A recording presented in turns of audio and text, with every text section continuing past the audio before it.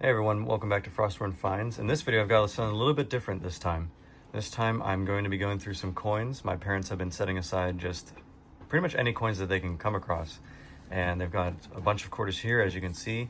They've got a bunch of change in this piggy bank. I'm gonna go through, see if there's anything of value or of note. And as always, I'll bring you back in if I find anything. A little bit different than the regular hunts, but I'm excited. All right, so we got done with the nickel sort and no silver. Unfortunately, there were two 1965 quarters, so just missed it by 1 year. A lot of state quarters and U.S. territories quarters. The only thing missing was 2010 and 2011. Didn't see any of those quarters. Some excess quarters, nothing really of value, and some more excess quarters. Now I'm gonna see if there's anything in the dimes, nickels, or pennies. And I'll bring you back if I do.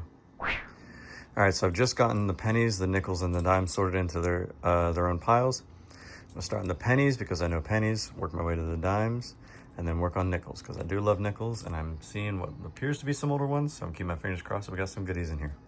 I'll bring you back if I have anything of note. Well, I was sorting through the pennies, and as with anything, I'm managing to find Canadian pennies even in these. This one from 1978.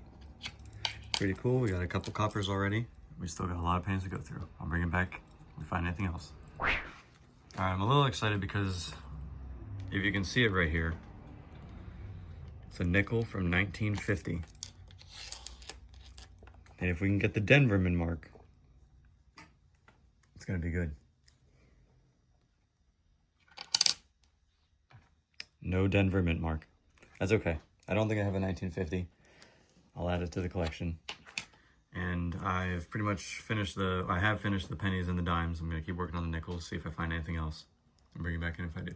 All right, so for the change hunt, unfortunately no silver and no Wheaties, but that's okay.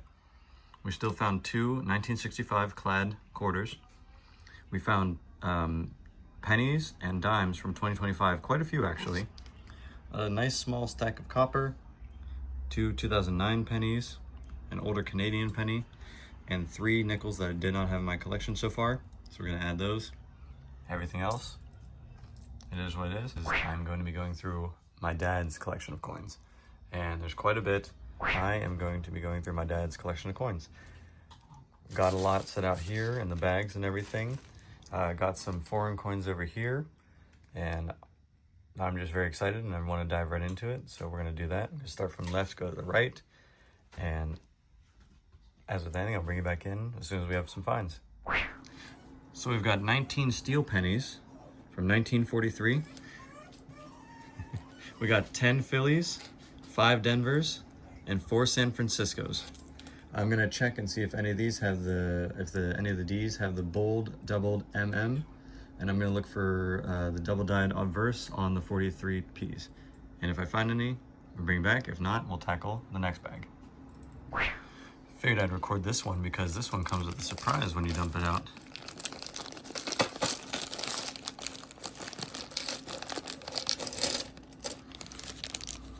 One of these things is not like the other. Oh, a couple of these things are not like the other. So we have an 1889. Ooh, New Orleans Morgan dollar. That's pretty cool. We'll set that to the side. Got a 1942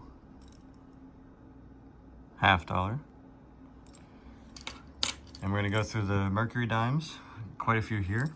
We'll see if there's any notable dates or anything. And as always, I will bring you back if I find anything.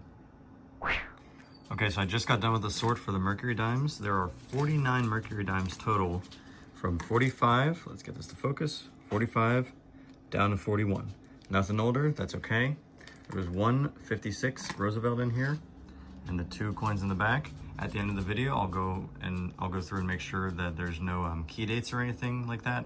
But other than that, I'll also do like a silver melt value calculation at the very end. Next is this big bag of pennies. We'll go through that next and we'll see what we find. I'll bring you back in once I have something cool. All right, so I've been organizing the wheat pennies so far and I've gotten quite a few older pennies, 1912 This one might be a key date. I'm trying to decide. It's a key date regardless. It's either a 1911S or a 1914S. It's very slick on the fourth number. But yeah, so far the oldest one is 1954 over here. Got a couple that are hard to read, a lot of 20s and a couple teens. But the reason I'm bringing it back in is because if I just pull back a little bit, you can see that these are actually different because they are, boom. This one's from 1904. Let's get this one. This one is from 1896. Now I gotta do a little bit of research to see what their potential value is because I don't know it off the top of my head, but I thought it was really cool and I just wanted to bring it back in for that. And I've still got quite a bit more of wheat pennies to sort through. All right, so just got done sorting all the wheat pennies. I was starting to think I was never gonna find a 1948, but I did find one from Philly. Got them all the way from 58 down to 1912 at least, with the, it's still up for debate on this one. I'm trying to see if the phone will give me any more hints. Still torn on if this is 1911 or 1914, but it's definitely an S mint mark. So either way, it's a semi-key date, which is pretty cool. This one is a wheat penny, but I cannot identify the date on this one. I put it under the scope. Can't get anything. Can I get anything on the phone? Hard to tell. I found a couple more steel pennies to add to the pile. And 2 native head cents, 1904 and 1896. Again, I don't know if they're key dates or not, but I'll find that all out later. And then whenever I do the recap at the end of the video, I'll have all that new information in front of me. Now to go through all the foreign coins. I'll bring it back in if there's anything interesting. All right, so I've pretty much finished the sort. I haven't gone through values or anything yet, but we've got the wheat pennies down here. We've got the Mercury dimes, the steel pennies, the peace dollar, and the Walking Liberty half. We've got all the foreign coins over here. These are just more common ones, still pretty interesting. We've got the tokens over here. These are some of the more interesting foreign coins.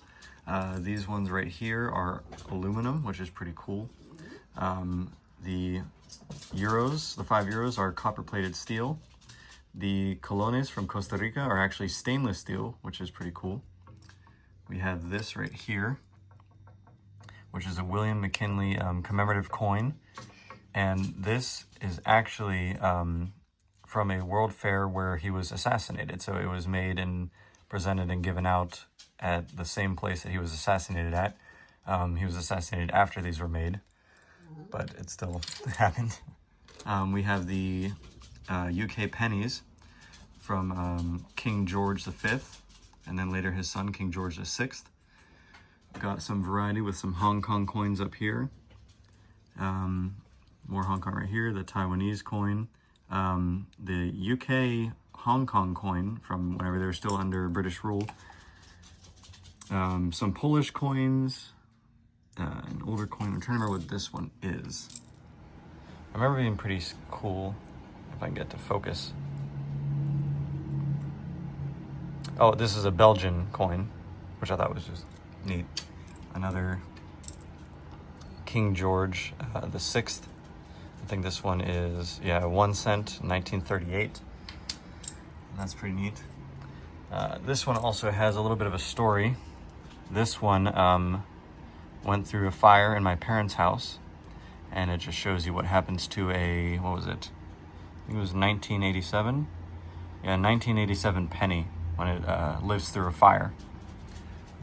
True melt value right there. This popped up in the foreign coins, but it's actually, if you can see it, a 1906 V-nickel with cents on the bottom. I can't figure out the mint mark for this one, but it's pretty slick as it is, but still very cool. And probably the best find of all the foreign coins was actually this 1958 Canadian 25 cent, because this actually is silver. And the silver melt value alone of just this coin is about $6.58 currently. But now I'm going to do one final breakdown once I have all the numbers in front of me, and then I will do a calculated value and everything and let you know. All right, so I've just finished the sort of all the coins and everything. I'll start off with all the foreign coins, just to give a breakdown of all the countries. There's Russian coins, Canadian, Germany, Poland, Turkey, Macau, Spain, China, Hong Kong, United Kingdom, Panama, France, Belgium, Austria, Costa Rica, and Taiwan. So they're from all over the place. Quite a few of these were actually gotten whenever we were traveling, because we have traveled a lot in our lives. But some of them were just found in collections and everything, whenever my dad was really into collecting or has been gifted to him or something. But they are very cool, lots of varieties and everything, lots of older coins too, which I think is really cool. I love anything that's foreign and older. As for the pennies, went through the dates and everything, no real rare pennies. The only possible rare one is this one, which for the life of me, I still cannot get a final idea on the date. It's either a 1911S or a 1914S. Both of those are a bit scarcer, a bit lower mintage. So this would be the real find of the wheat pennies.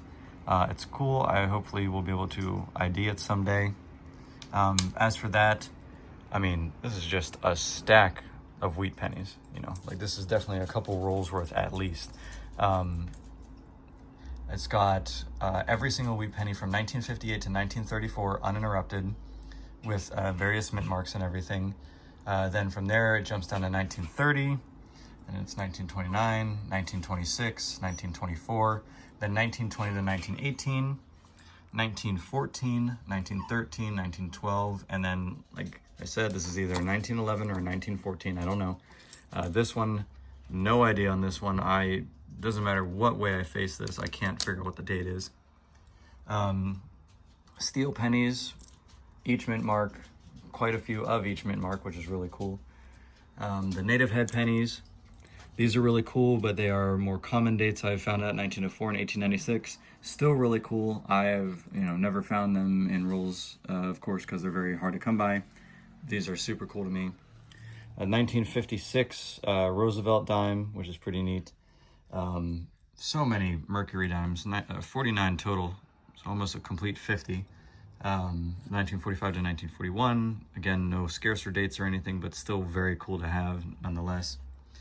There's obviously the Canadian 1958 quarter, which I think is really cool.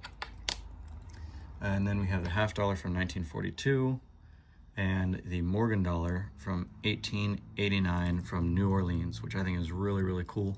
Still got a good bit of detail. Definitely got some surface scratches and everything, so not mint state or anything, but definitely a higher graded one.